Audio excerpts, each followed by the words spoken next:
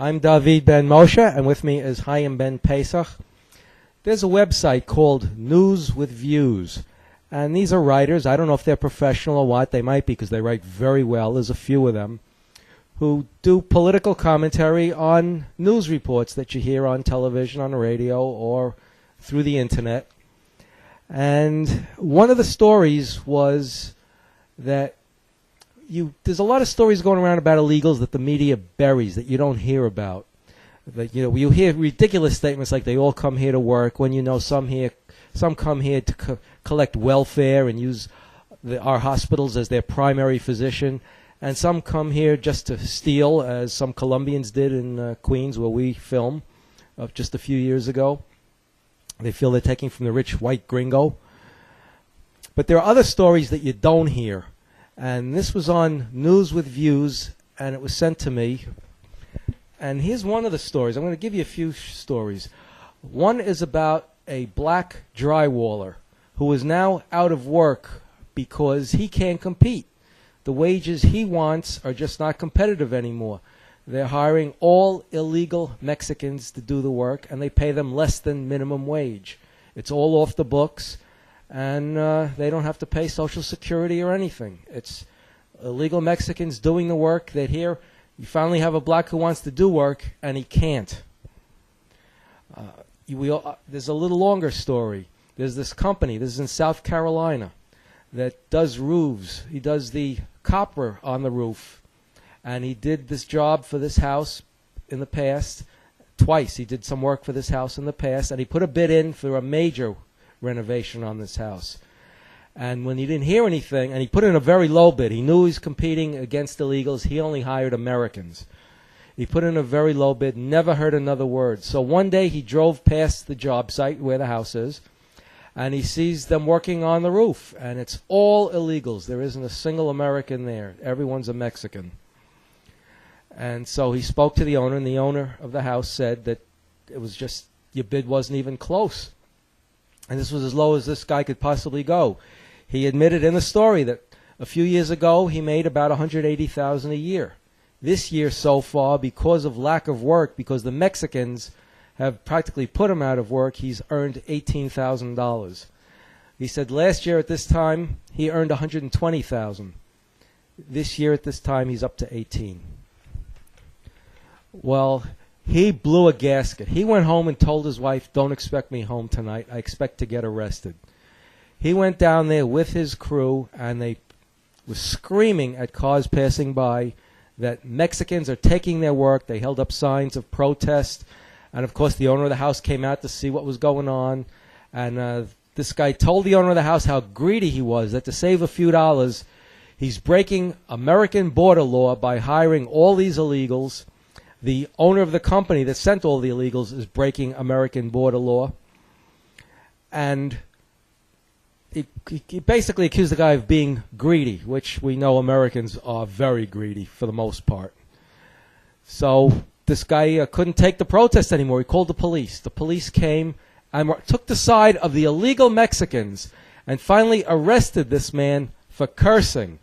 And so as they're taking him away, he says to the police, "What is worse, all these Mexicans breaking our immigration laws or my cursing?" And the police officer told him, "You're cursing."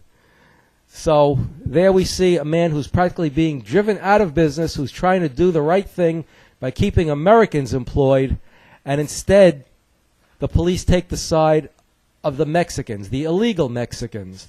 And this is in South Carolina, where you wouldn't expect this. You would expect the police. When I think of South Carolina, I expect the police to come and pull the Mexicans off the roof and turn them over to INS. And if they hit them with a baton, that's okay too. Chaim, what do you think of these stories that don't make the news but are actually hurting the average middle-class American? And it's the middle-class American, the gardener, the guy with the roofing business, the guy with the construction business that's hiring the Mexicans. It's not the major corporations, because the first thing they ask you, one of the first questions on your application form, are you a U.S. citizen? Are you allowed to work in the U.S.? It's these small and intermediate-sized businesses that are doing this for the most part. Well, if the United States continues down this path, the United States won't exist. It's as simple as that.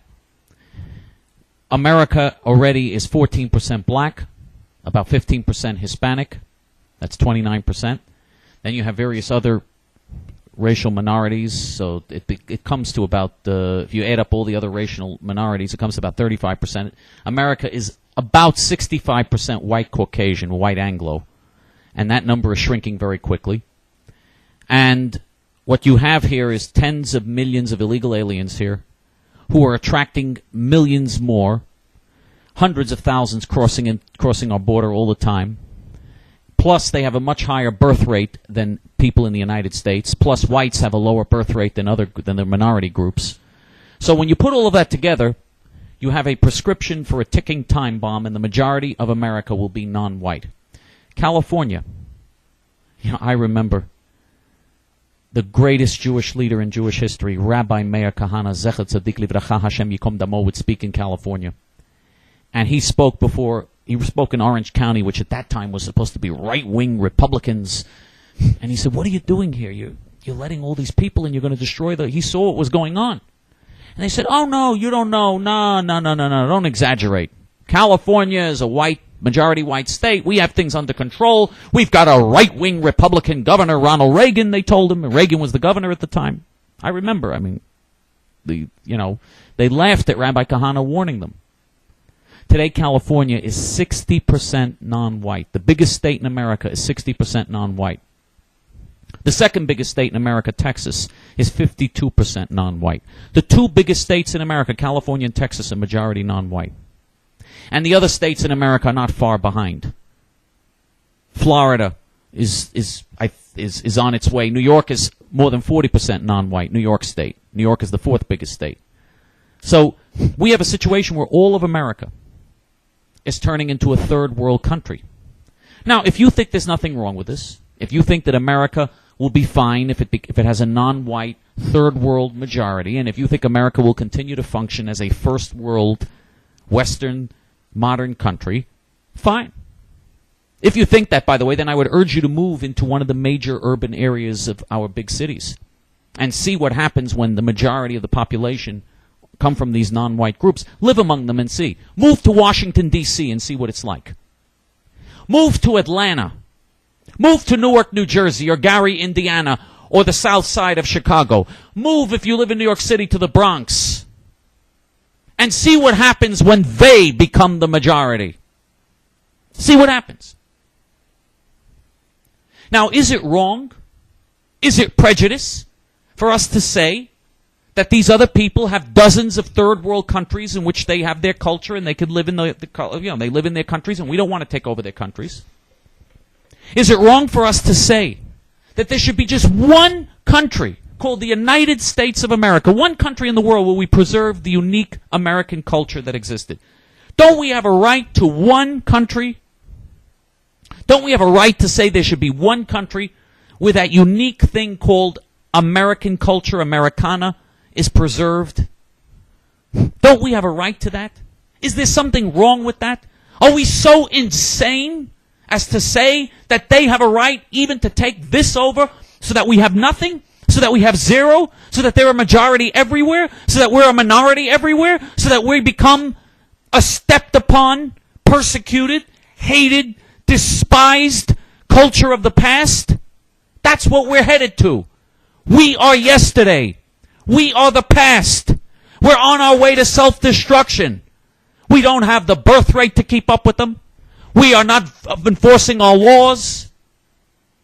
We're doomed if we continue like this, if we allow these traitor politicians to continue like this. The only answer is to do what God has given us the power to do. We have the power. We have the strength. We are the strongest. America is the strongest nation in the world. America can easily control her borders if she really wanted to. America can easily adjust the economy, and instead of hiring illegal aliens, we can hire white teenage kids. That's what we used to do in the old days, if you want to pay lower wages. Help us. Join with us before it's too late, because we tell a truth that has to be told. Shalom.